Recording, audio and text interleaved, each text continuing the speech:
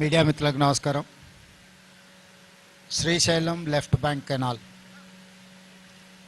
4000 క్యూసెక్కులతో 30 టీఎంసీలు నల్గొండ మహబూబ్నగర్ జిల్లాలకు నీళ్లు అందించడానికి 2005-06 సంవత్సరంలో ప్రారంభించి 2014 తెలంగాణ రాష్ట్రం వచ్చే వరకు దాదాపుగా 32 కిలోమీటర్ల టన్నెల్ను పూర్తి చేయడం జరిగింది.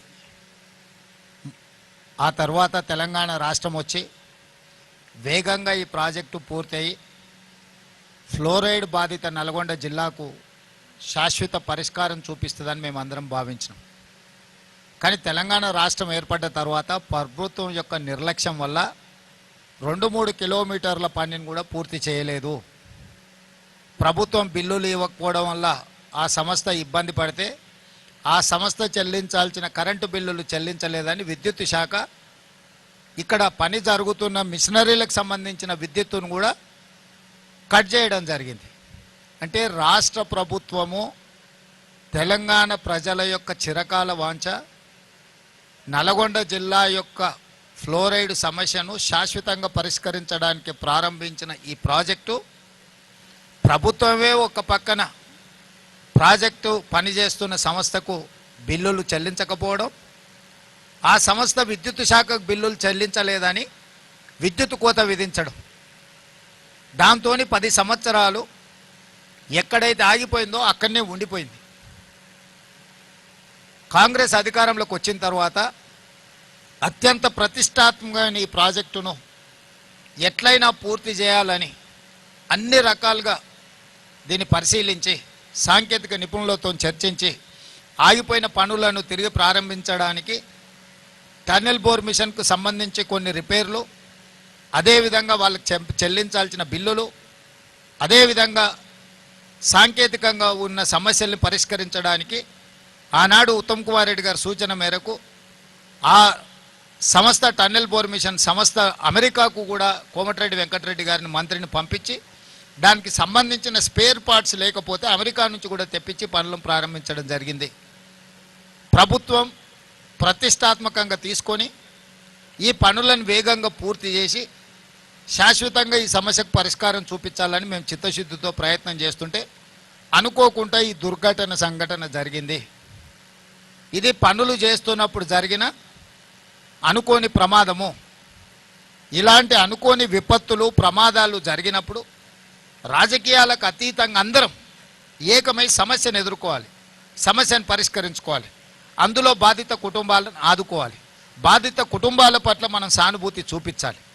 వాళ్ళు ఇతర రాష్ట్రాల నుంచి బ్రతకడానికి కూలీలుగా వచ్చిన వాళ్ళు, ఇంజనీర్లుగా వచ్చిన వాళ్ళు ఇవాళ మన ప్రాజెక్టు పూర్తి చేయడానికి పనిచేస్తున్నప్పుడు ఆ కుటుంబాలకు సమస్య వచ్చినప్పుడు ప్రభుత్వమైనా ప్రతిపక్షమైనా అధికారులైనా సామాన్యులైనా ఆ కుటుంబాల పట్ల చూపించాల్సిన సానుభూతితో పాటు ఆదుకోవడానికి అవసరమైన ప్రణాళికలు చేపట్టాలి. అదేవిధంగా సమస్యను పరిష్కరించడానికి ఇంత విపత్తు వచ్చినప్పుడు ఈ విపత్తులో నైపుణ్యం ఉన్న 11 ప్రభుత్వ కేంద్ర ప్రభుత్వ రంగ సంస్థలు ఈరోజు ఇక్కడ పనిచేస్తున్నాయి నిరంతరం.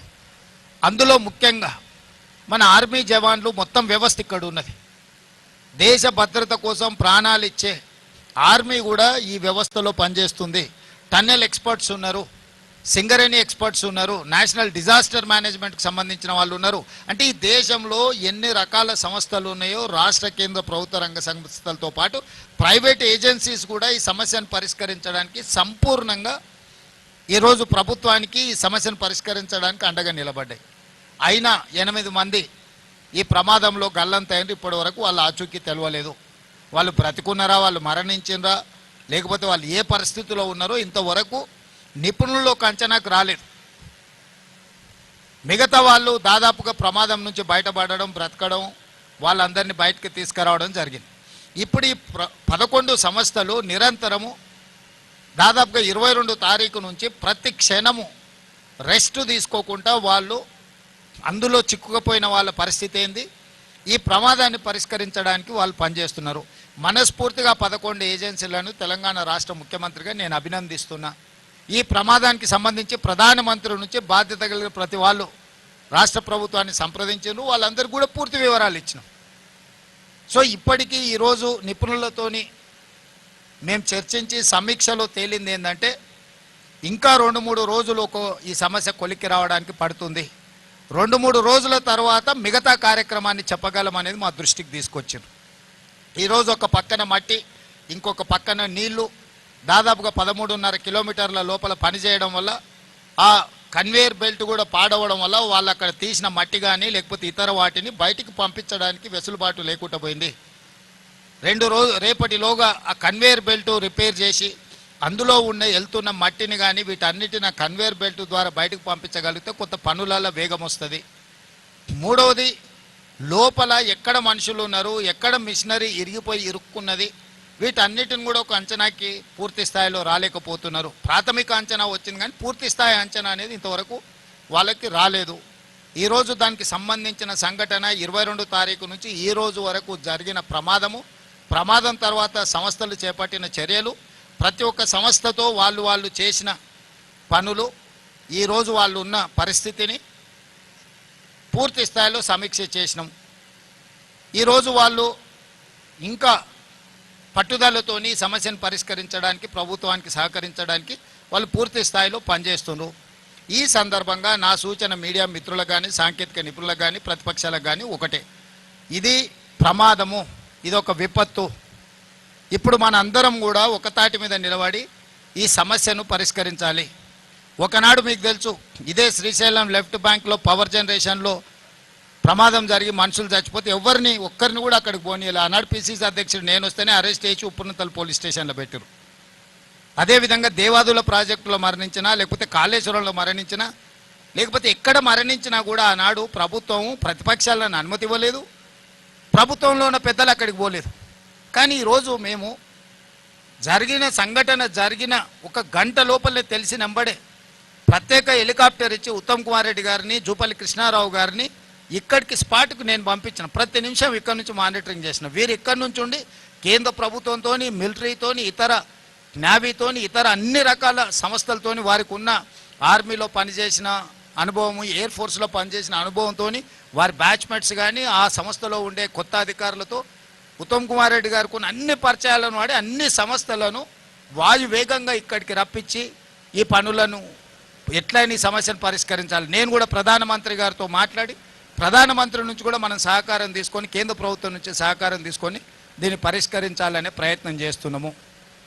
ఇది ఒక రాజకీయ సమావేశంలో రాజకీయ పార్టీలు ఏదో పని చేయబోతే అక్కడ జరిగిన ప్రమాదం కాదు. ఇదొక గొప్ప ప్రాజెక్టు. ప్రపంచంలోనే అతి పొడవైన టన్నెల్ ఇది. ప్రపంచంలో 44 కిలోమీటర్ల టన్నెల్ ఎక్కడా లేదు. ఇది ప్రపంచంలో మానవులు సృష్టించిన ఒక అద్భుతం. ఆ పనులు చేస్తున్నప్పుడు గత నిర్లక్ష్యాన్ని వదిలి ఈరోజు ఆ పనులను పూర్తి చేయాలనుకున్నప్పుడు జరిగిన దురదృష్టకరమైన సంఘటన. ఈరోజు మేము మనోధైర్యం కోల్పోలేదు. ఈరోజు ఇంకా పట్టుదలతోని ప్రాజెక్టును పూర్తి చేయాలని ప్రభుత్వం భావిస్తుంది. అదే సమయంలో ప్రమాదంలో చిక్కుకుపోయిన వాళ్ళు, ప్రమాదంలో కుటుంబ సభ్యులు, అందులో ఉన్న కుటుంబాలు ఏవైతే ఆందోళన చెందుతున్నాయో, ఈరోజు ఆ 8 మందికి సంబంధించిన కుటుంబాలను ఆదుకోవడానికి తెలంగాణ రాష్ట్ర ప్రభుత్వం సిద్ధంగా ఉన్నది. ఆ కుటుంబాలను ఆదుకోవడం మన బాధ్యత. ప్రభుత్వం మానవత్వాన్ని చూపిస్తున్నది ఇక్కడ.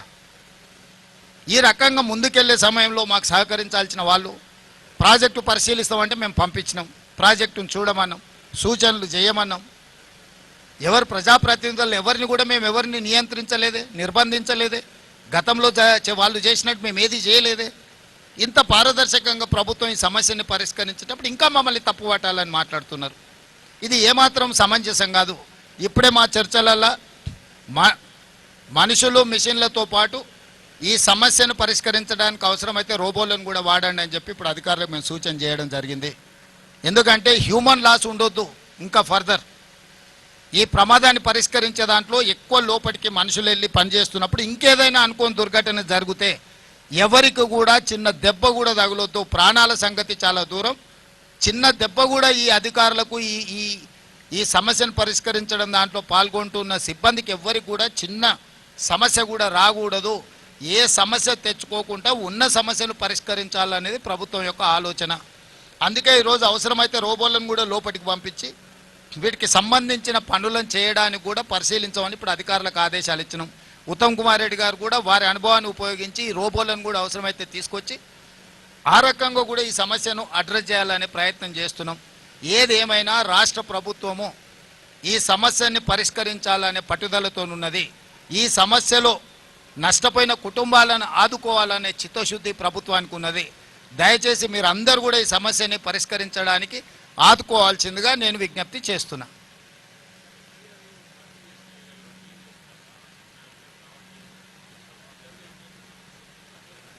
అంటే ఇప్పటివరకు ఎన్జిఆర్ఏ మార్క్ చేసిన దగ్గర ఎక్కడైతే బాడీ అంటే ఎక్కడైతే మనుషులు ఉండడానికి అవకాశం ఉందన్న దగ్గర ర్యాక్ మైనర్స్ తవ్వితే దాంట్లో మెకానికల్ ఎక్విప్మెంటే వెళ్ళింది, అక్కడ మనుషుల ఆనవాళ్ళు ఏం కనిపించలేదు. సో ఫర్దర్గా చేయాలనంటే అది ఉధృతంగా బురద వస్తుంది, నీళ్ళు వస్తున్నాయి, కొంచెం కొంచెంగా తొలగించాల్సి వస్తుంది. ఇప్పుడు మన కన్వేయర్ బెల్ట్ లేకపోవడం వల్ల వాళ్ళు తొలగించిన మట్టిని మనం పూర్తి స్థాయిలో బయటికి కదిలించలేకపోతున్నాం. అందుకే రేపటి సాయంత్రంలోగా కన్వేయర్ బెల్ట్ను ఫస్ట్ మనం పని చేసే విధంగా తెచ్చుకుంటే అప్పుడు మట్టి వేగంగా తొలగించడానికి వస్తుంది.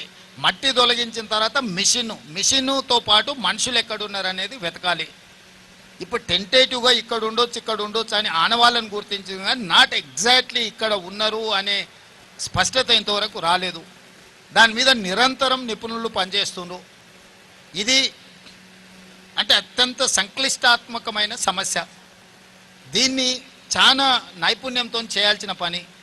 అందుకే నిపుణులు అందరూ కూడా ఒక దగ్గర ఉన్నారు. నిపుణులందరిని కూడా కోఆర్డినేట్ చేస్తున్నాం.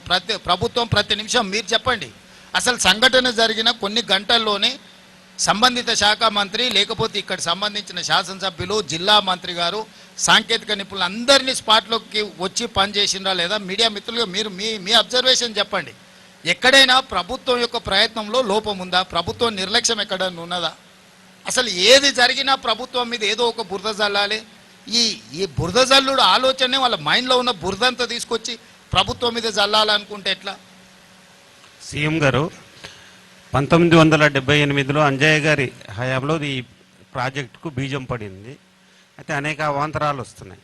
ఈ సంఘటన జరిగిన నేపథ్యంలో తిరిగి ఈ పనులు అంటే టీబీఎం మిషన్ ఆల్రెడీ కటింగ్ అవుతుంది, తిరిగి ఈ పనులను ఎంతలోపు మరి పునరుద్ధరించగలుగుతామని మీ ప్రభుత్వ అంచనాలో ఉంది? మీ ప్రభుత్వ అంచనా అబ్దుల్లా గారు, ఇది 2 సైడ్స్ నుంచి, ఒకటేమో 23 కిలోమీటర్లు ఒక TBM tunnel bore machine drill చేయాలి, ఇంకొక సైడు 19.5 కిలోమీటర్లు.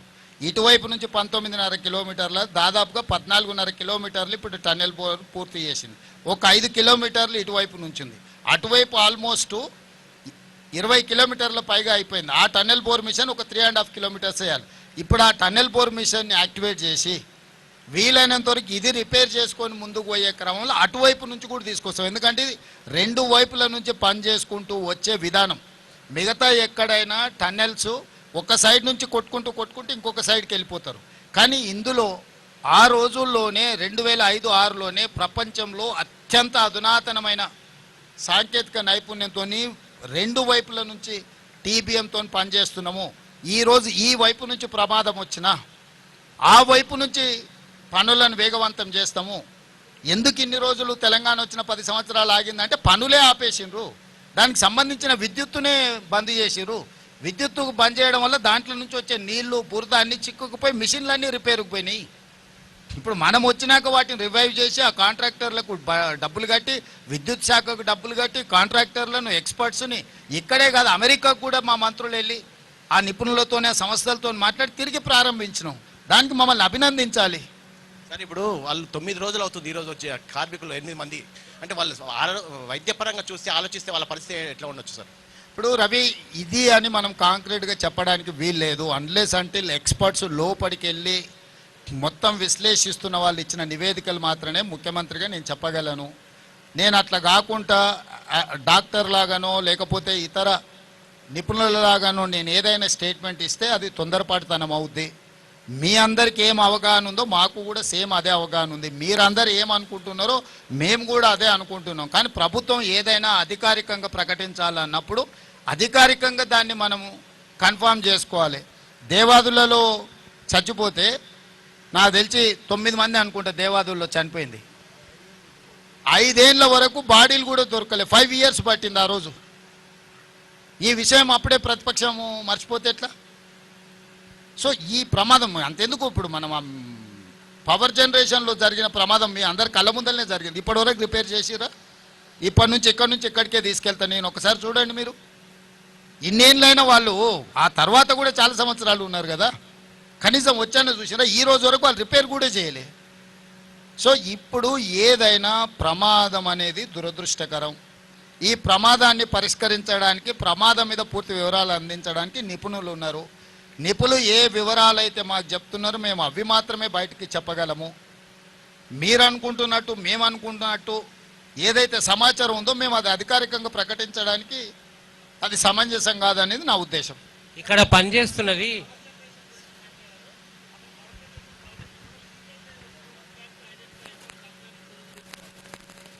ఇప్పుడు ఆ పవర్ జనరేషన్లో ఉన్న సమస్యల్ని జనరేషన్ వాళ్ళకి చెప్పినాం. భవిష్యత్తులో అట్లాంటి ఉత్పత్తి కాకుండా ఇమ్మీడియట్గా వాళ్ళకి సూచనలు చేసినాము. సో నేను అనేది ఏంటంటే అదేమో మ్యాన్మేడ్ మిస్టేక్, ఇదేమో ప్రకృతి వల్ల జరిగింది. అంటే ఇది ఇది ఇది ఒక సంఘటన, దురదృష్టకరమైన సంఘటన. ఇక్కడ రాజకీయ పార్టీలు లోపలికి పోయి నిర్లక్ష్యం వల్ల జరగలేదు. పని చేస్తుంటే పనిలో భాగంగా ఈ ప్రమాదం వచ్చింది. సాంకేతిక నిపుణుల నిర్లక్ష్యమో, ప్రభుత్వ నిర్లక్ష్యం ఉండి సంఘటన జరగడం వేరు. సాంకేతికంగా అక్కడ సడన్గా ఒక ఇన్సిడెంట్ ఆర్ ఒక యాక్సిడెంట్ అయింది. ఇప్పుడు మనం ప్రతిరోజు కారు నడుపుతూనే ఉంటాం, ప్రతిరోజు మనం జాగ్రత్తగా పోతూనే ఉంటాం. అనుకోకుండా ఎవరన్నా ఎదురుగా వచ్చి వాళ్ళని తప్పించడానికి పోయి మనం చెట్టు కుద్దినాం అనుకో, తాగి నడిపి ప్రమాదం చేసేటోడికి, ఎవరినైనా రోడ్డు మీద అడ్డం వచ్చిన వాళ్ళని తప్పించడానికి పోయి చెట్టు కుట్టుకున్న వాడికి రెండు ప్రమాదాలే. ఏ ప్రమాదాన్ని ఎట్లా చూస్తావు?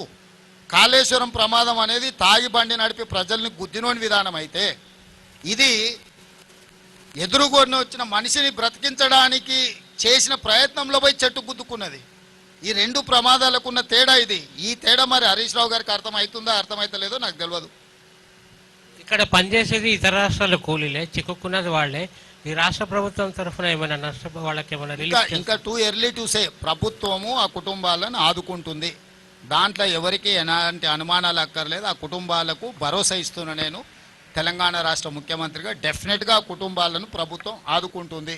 అది సమయం, సందర్భం, ఎప్పుడు, ఏ విధంగా అనేది కార్యాచరణ తీసుకొని ముందుకు వెళ్తాం.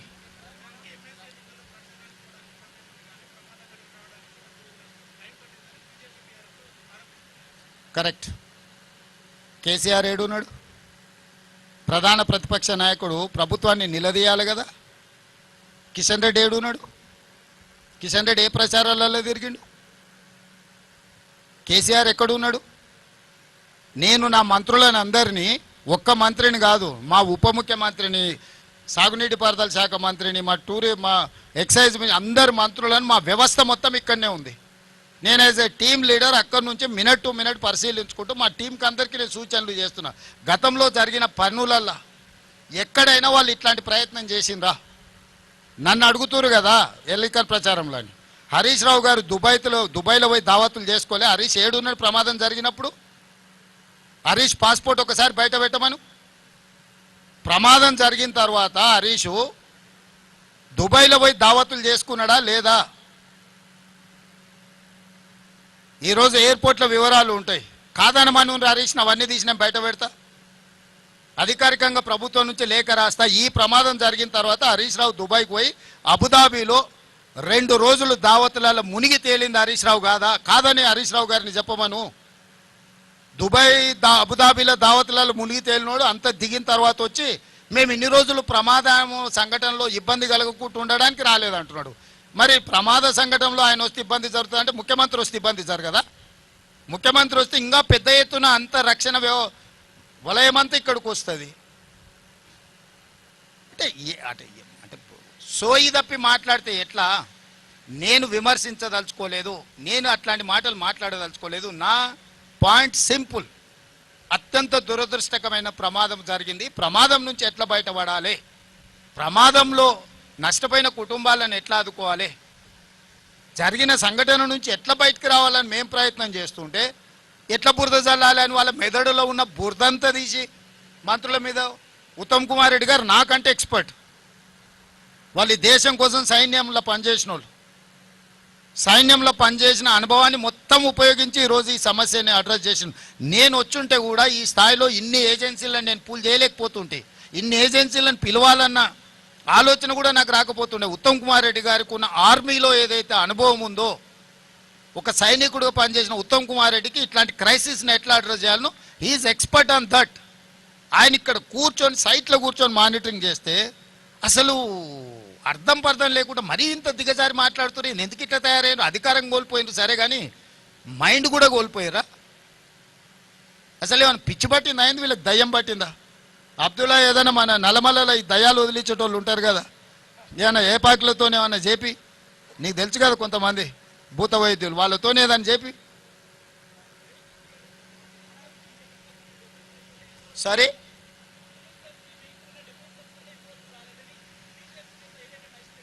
ఏమంటుండో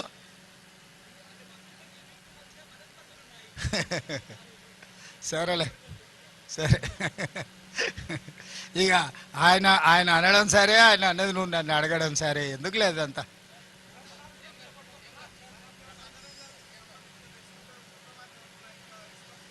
అందుకే ఇప్పుడు మానవ ప్రయత్నాలైనా రోబోస్ను కూడా అవసరమైతే ఇందులో వాడండి, అవకాశం ఏముందో పరిశీలించండి అని చెప్పినాం. ఎవరిని అవసరమైతే వాళ్ళను ప్రపంచంలో ఉండే ఎవరినైనా కూడా మేము తీసుకురావడానికి సిద్ధంగా ఉన్నాం.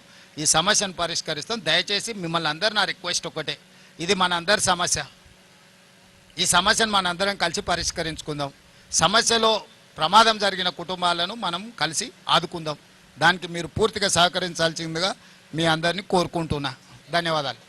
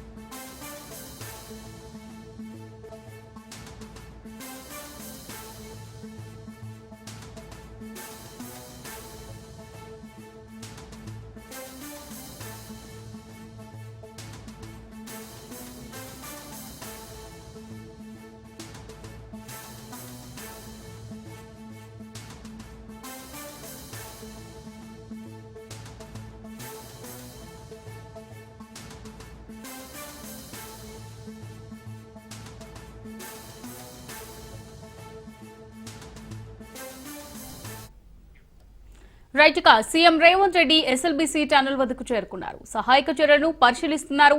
రెస్క్యూ ఆపరేషన్ జరుగుతున్న తీరుపై ఆరా తీశారు. చేపడుతున్న సహాయక చర్యలను అధికారులు సీఎం రేవంత్ కు వివరించారు. బాధిత కుటుంబాల పట్ల మనం ఎస్ఎల్బీసీ టన్నెల్లో సహాయక చర్యలు కొనసాగుతున్నాయి. జీపీఆర్ ఇచ్చిన 6 మార్కింగ్స్ లో తవ్వకాలు చేపడుతున్నారు రెస్క్యూ సిబ్బంది. మరోవైపు రెస్క్యూ ఆపరేషన్స్ కు అడ్డంకులు మాత్రం తప్పడం లేదు. డ్రిల్లింగ్ లేకుండా తవ్వకాలు చేస్తుండడం, తవ్వుతున్న కొద్దీ నీరు ఉబికి వస్తుండటంతో సహాయక చర్యలకు ఇబ్బందులు ఏర్పడుతున్నాయి. ఎస్ఎల్బీసీలో సహాయక చర్యలు విరామం లేకుండా జరుగుతున్నాయి. NDRF, SDRF rescue teams, police విభాగం, ఫోరెన్సిక్ వైద్య బృందాలు శ్రమిస్తున్నాయి. జీపీఆర్ తో గుర్తించిన ప్రదేశంలో ప్రస్తుతం తవ్వకాలు కొనసాగుతున్నాయి. శ్రీశైలం లెఫ్ట్ బ్యాంక్ కెనాల్ టన్నెల్లో ప్రమాదం జరిగి 8 మంది చిక్కుకుపోయారు. నాగర్ కర్నూలు జిల్లా దోమలపేట సమీపంలో టన్నెల్ 14వ కిలోమీటర్ వద్ద పైకప్పు కుంగిపోయింది. అసలు ప్రమాదం జరిగిన రోజు టన్నెల్లో ఏం జరిగింది?